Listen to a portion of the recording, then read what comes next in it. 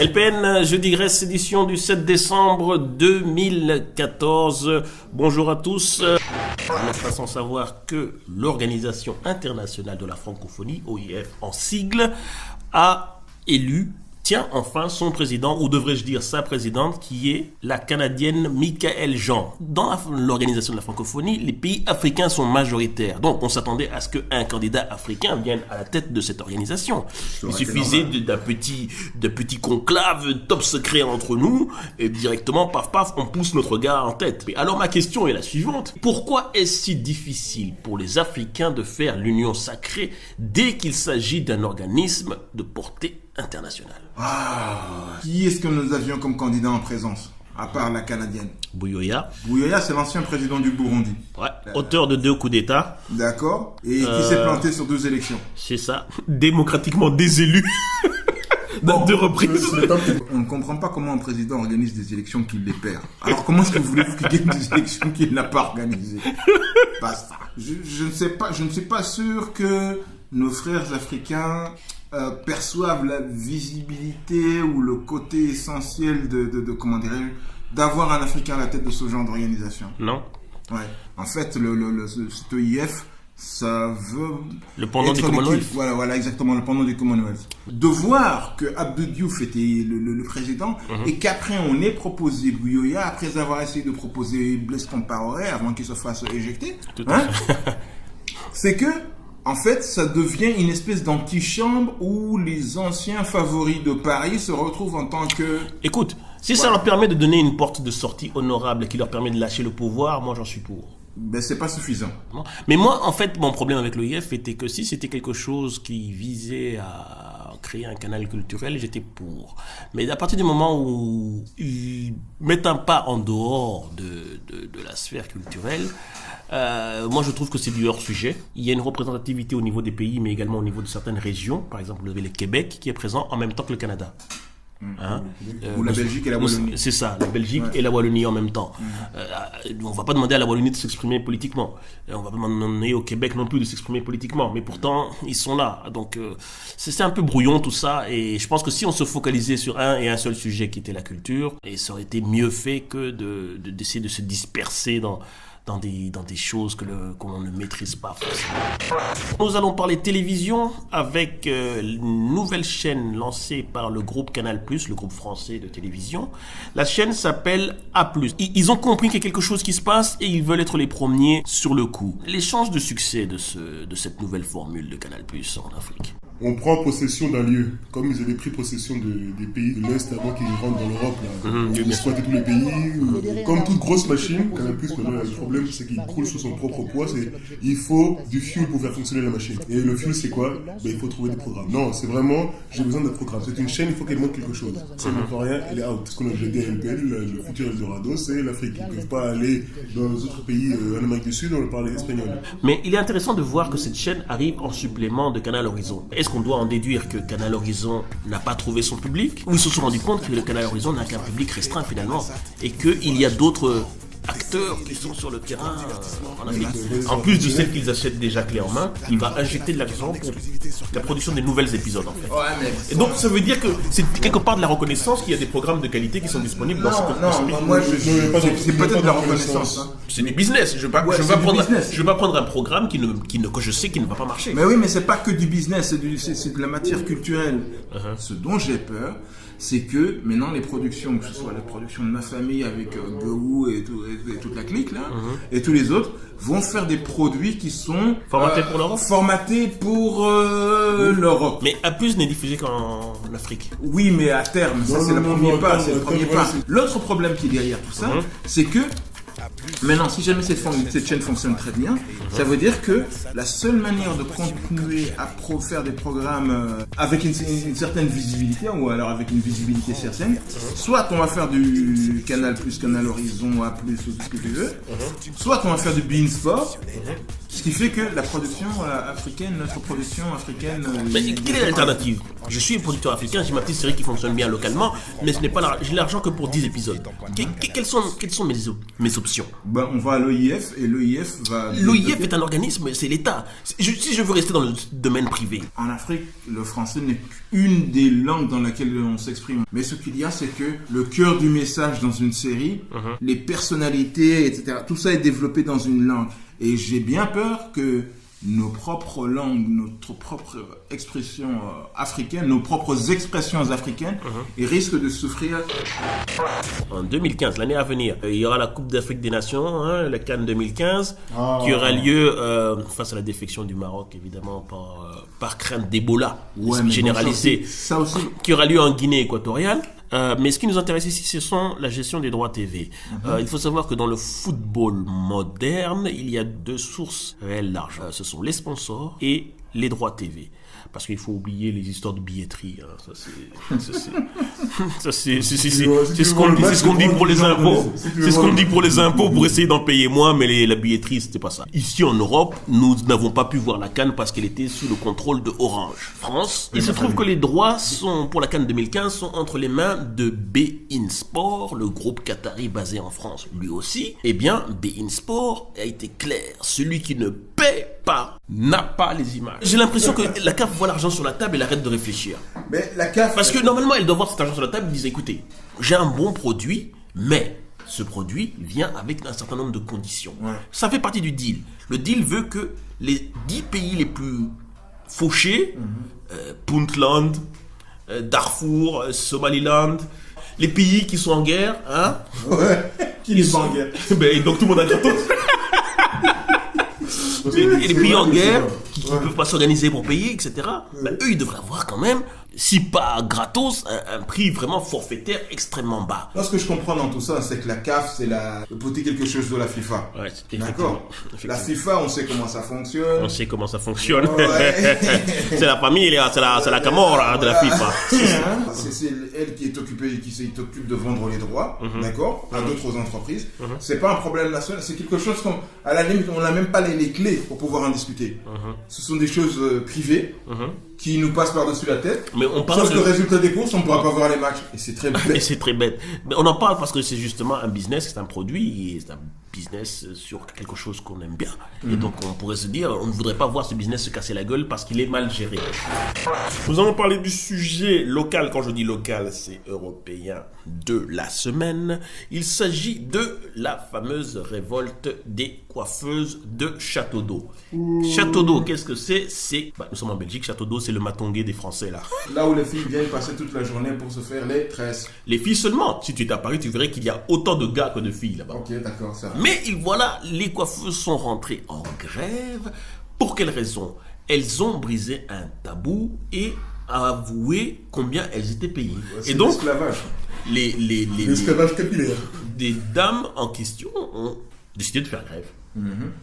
Ça, c'est de l'intégration. Le petit syndicaliste qui leur a soufflé ça à l'oreille avait oublié un détail important. La plupart de ces dames sont sans papier ou dans l'illégalité. Les propriétaires ont dit, vous rentrez en grève? Très bien. On va attendre que la police passe nettoyer tout ça, embarquer tout le monde, et puis on prendra les prochaines candidates. Il semblerait que tous les magasins de coiffure de ce quartier sont entre les mains de 2 ou 3 tenanciers. Le premier, c'est que les clients ont été choqués parce qu'ils ont dû commencer à chercher un autre endroit où ils sont pressés. Ouais. Et deuxièmement, s'ils sont sûrs qu'effectivement ils ne seront pas repris dans la traite humaine, le travail illégal, ils sont là depuis longtemps, ils le font depuis longtemps et ils ont plus s'accommoder. Apparemment, tout le monde s'accommode du fait que ça fonctionne, sans trop se poser de questions sur qui le fait, comment le fait et dans quelles conditions. Mais moi, je vais peut-être donner en scoop. Je pense que nous connaissons la même situation ici en Belgique. J'ai eu une discussion avec les gens, une personne, je suis allé très tôt matin, j'étais le premier client. Moi, je viens me faire coiffer chez toi. Je vais passer un certain temps, je vois ton matériel est propre, tu me coiffes proprement, et puis à la fin, je pars. Quand je pars, tu me demandes 8 €. Ton collègue là-bas, en face, qui est caucasien, lui, quand quelqu'un va chez lui, minimum, il laisse 30 €. Je dis, mais comment est-ce que tu arrives? Combien il te faut de clients pour pouvoir être là à la fin du mois? C'est pas possible. La différence entre les gars de Château d'Eau et les gars de Matongué, c'est que les gens de Château d'Eau, ils ont manifesté. Les gars d'ici à Matongué, Ils n'ont pas encore manifesté. Imagine que demain, ils décident de prendre leur courage à deux mains et lundi c'est la grève, hein, ils décident de faire grève. Et tu n'as aucun coiffeur à Matongé-Bruxelles. Comment les clients vont-ils percevoir cela? Est-ce que ça va faire une piqûre de rappel pour leur dire, écoutez les amis, nous acceptons de vivre avec des business pour Africains qui ne sont pas aux standards que nous attendons. C'est exactement ce que tu viens de dire. Pourquoi nous acceptons cela? J'ai posé la question à la personne, je dis mais ça fait 4-5 ans que je viens me faire coiffer ici, vous avez toujours le même prix. Je fais le parallèle avec les coiffeurs caucasiens dont tu as parlé. Quelqu'un pourrait coiffer à la maison pour 15 €. Mais personne ne le fait. Tout le monde va chez le coiffeur qui est à la mode. Par quoi? Parce qu'ils ont créé un business. On devrait être capable de faire pareil chez nous. Tout ça est très culturel. Moi, mon pote, mon coiffeur de Matondier est toujours le même, dont je connais même pas le nom de son salon. C'est idiot. Je vais toujours au même salon, mais je connais même pas le nom de ce salon. Ok. Hein? C'est bête. Hein? Donc, normalement, même pas un business, je pourrais même pas lui faire la pub. L'autre problème, c'est notre compréhension de ce qu'est un business. Parce qu'on arrive là-bas à Matondier, il y a une grosse musique africaine qu'on adore tous, hein? Kofi, on adore, tout ça, Wenge, tout, on adore. Mais je dis, mais si tu veux faire quelque chose de professionnel, tu viens, tu mets une musique, voilà, même africaine, mais tu mets un petit truc lentement de manière, parce que les gens ne sont pas habitués, tu t'adaptes. Ça veut dire que ça veut pas dire que tu renies ce que tu es, mais tu t'adaptes au marché de là où tu es.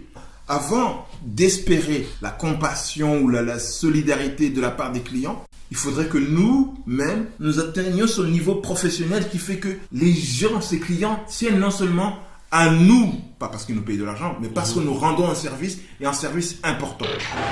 Dans l'épisode précédent, nous avons abordé les comédiens anglophones. Nous avions vu qu'ils étaient partis à la conquête du monde. Nous allons nous intéresser maintenant à la deuxième partie, la deuxième grande série de comédiens, qui sont les comédiens africains francophones. Il y a ceux qui sont maghrébins et il y a ceux qui sont d'Afrique subsaharienne. Et tous ont des spectacles en français avec un humour bien de chez eux, qui est remixé à la sauce française. Nous connaissons tous le succès phénoménal de Jamel Debbouze, qui ne renie pas le bled, qui a lancé le Jamel Comedy Club, qui a permis à pas mal de frangins de monter dans le secteur. Hein. Je pense à Thomas Nguijol, je pense à Machin Eboué, là.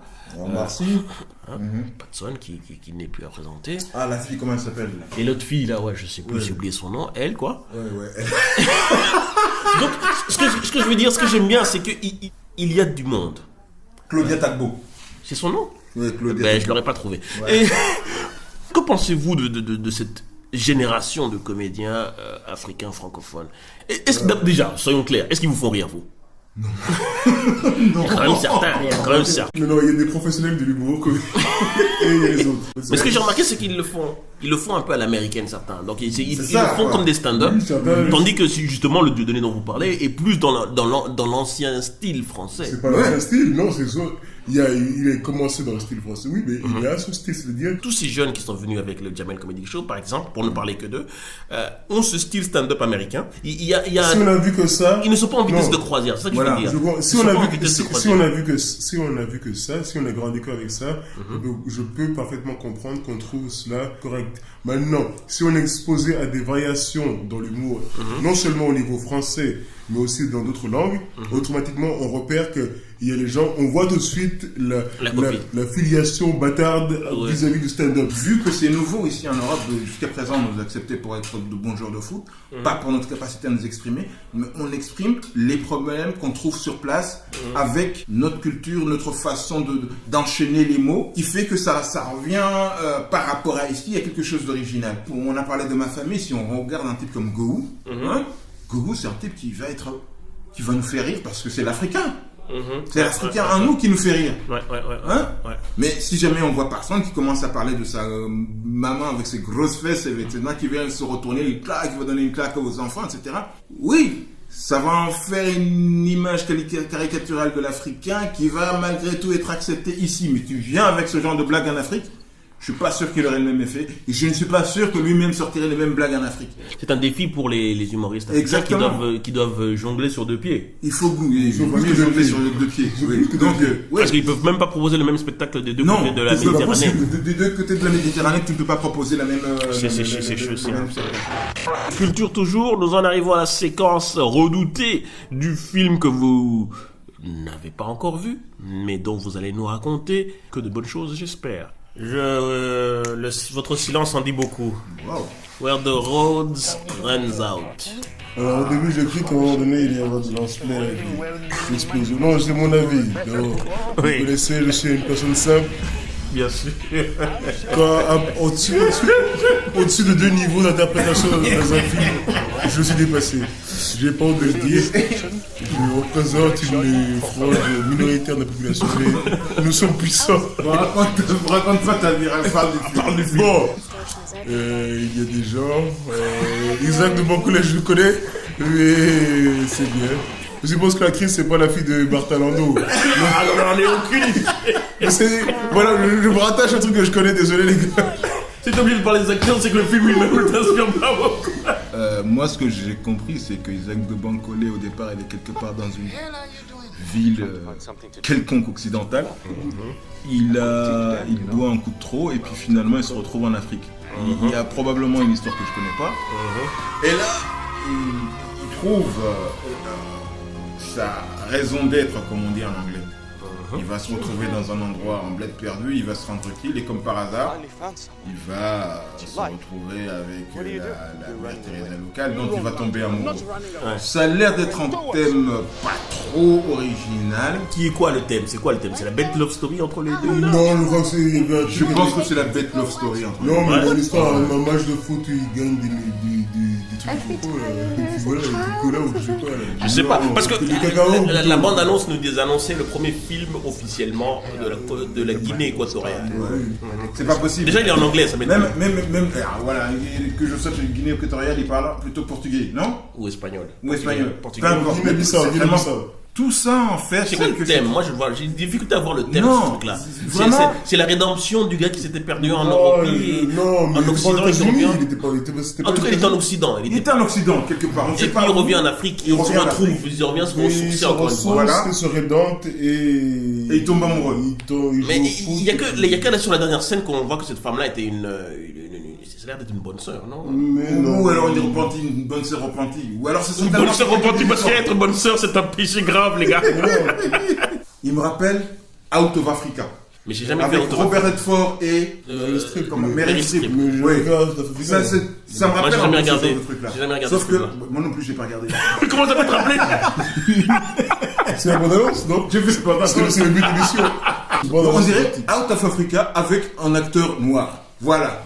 Mais comme et au lieu d'avoir une ferme en Afrique, la femme ici a un orphelinat manifestement. Mais n'ont pas les moyens d'avoir un acteur et une actrice noire. Voilà. Donc, maintenant, le fait de mettre la Mundele là, ça permet de rendre le film un peu plus internationaliste. Une certaine ouverture sur le monde. Si on avait mis des trucs entre noirs, ça aurait été difficile ça aurait été un Hollywood quelconque. Ça aurait été difficile de le vendre dans les festivals ici en Europe. Parce que là maintenant il peut aller à Cannes. Il peut faire des salles de cinéma en Afrique du Sud. Il peut aller à Sundance.